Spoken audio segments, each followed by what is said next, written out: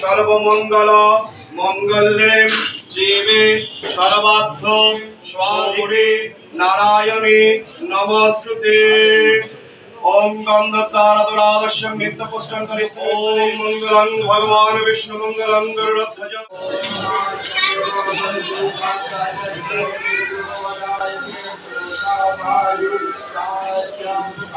खूब समस्या है ना, আমি 24x7 কাজ করার লোক।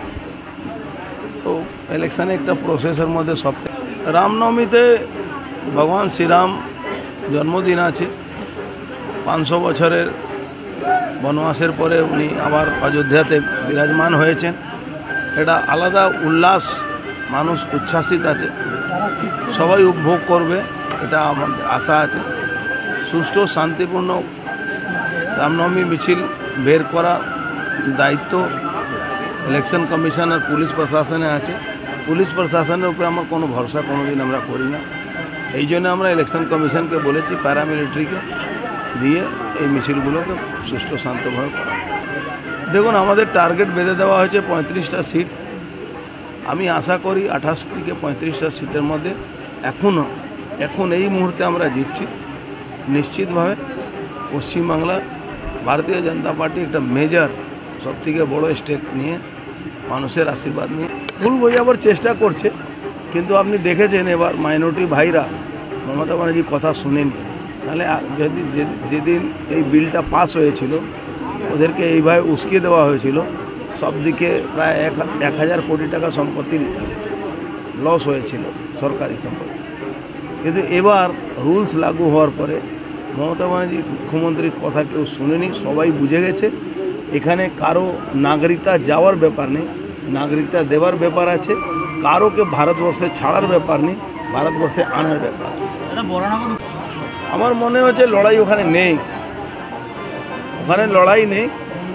দেখুন, তৃণমূল নিজের দলের যে ওদের নেতৃত্ব, ওদের যেভাবে কিছু মানুষ লুটেপুটে খাচ্ছে, পুরো তৃণমূল দলের 90% লোক কিন্তু তৃণমূল দলের বিরুদ্ধে চলে গেছে। তো এই জন্যে আমাদের সজলের কোনো খুব বেশি সমস্যা হবে আমার মনে হচ্ছে না। আর 20 তারিখে এখানে ভোট পরে তো আছি, আমরা যাব ওখানে, লোকাল ছেলে আছে, লড়াই হবে, ভালো হবে। দেশ এক আইন, এক দেশ এক ভোট, সবটাই হবে। অনেক ভালো ভালো ডিসিশন প্রধানমন্ত্রী মোদিজি নেবে, সবাই অপেক্ষা করুন 2024-এর পরে। আমাদের 2019 সালে আমাদের অর্জুনদা ভালো ভোটে জিতেছিল এবং এবারে আমরা আশা করছি এর থেকেও ভালো ভোটে জিতবে। কারণ হচ্ছে, সবথেকে বড় কারণ হচ্ছে পার্থভূমিক যে দলের হয়ে দাঁড়িয়েছেন সেই দল নারীদের কোনোদিন বড় মর্যাদা দিতে পারেননি। রিসেন্ট আপনারা জানেন সন্দেশখালী যে ঘটনাটা ঘটে গেছে, এই সন্দেশখালীতে মমতা ব্যানার্জির একদিনও সময় হলো না একদিন ওখানে যাওয়ার। যে আমাদের এখানকার ক্যান্ডিডেট তাকে জিজ্ঞাসা করে দেখবেন তিনিও গেছেন কিনা।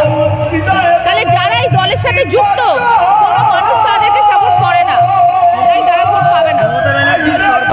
প্রথমত তো উনি ভাবছেন টাকা দিয়ে সবাইকে কেনা যায়, তাই 500 থেকে 1000 করেছে।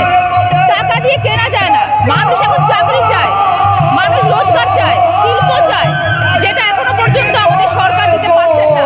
সেই জন্য মানুষ এখন চায় বিজেপি আসুক, যাতে বিজেপি এলে অন্তত তারা নিজের রোজগারে নিজেরা চলতে পারবে, শিল্প তৈরি হবে, কলকারখানা তৈরি হবে, মেয়েদের ইজ্জত তৈরি হবে।